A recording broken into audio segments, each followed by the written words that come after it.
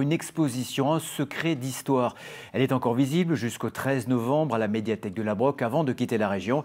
Et s'il a démarré en Alsace, c'est parce qu'elle explique l'histoire du bateau pousseur, une invention alsacienne tombée dans l'oubli. Sylvie Malal et Marlène Bissheim.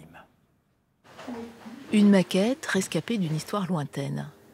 Tout a commencé il y a 2 siècles, avec cet homme, Paul-Émile Jacquel.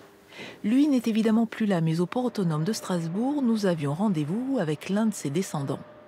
Alors Paul-Émile Jacquel est mon arrière, 3 fois, grand-père. Il dirigeait les filatures et textiles Jacquel à Netzwiller, dans la vallée de la Bruche. Et c'était un inventeur. Et alors, mon oncle, mes grands-parents disaient « Oui, Paul-Émile Jacquel a inventé le bateau pousseur ». Alors on est allé voir sur Google, on a tapé qui a inventé le bateau pousseur ». Et puis là, on arrive aux États-Unis. On s'est dit « Non, mais c'est pas possible ». On est allé retrouver les brevets à l'INPI, qui avaient été déposés donc en 1877. Et on a reconstitué cette histoire. Le brevet était valable 15 ans, mais l'invention a révolutionné le transport fluvial. Un bateau pousseur capable de déplacer les barges de marchandises auparavant tractées par des hommes ou des chevaux.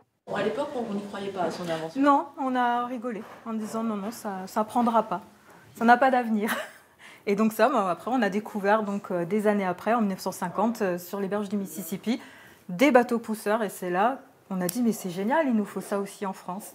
En France, l'invention de Paul-Émile Jacquel commence tout juste à être reconnue grâce à ses expositions. La bonne nouvelle, c'est que la famille a décidé de faire don de tous ces documents, donc la maquette, les plans, les brevets, au musée de la batellerie et de la navigation de Conflans-Sainte-Honorine, qui est le grand musée dans le domaine, et donc qui va le mettre dans sa collection permanente, et donc afin que cette histoire soit connue pour toujours.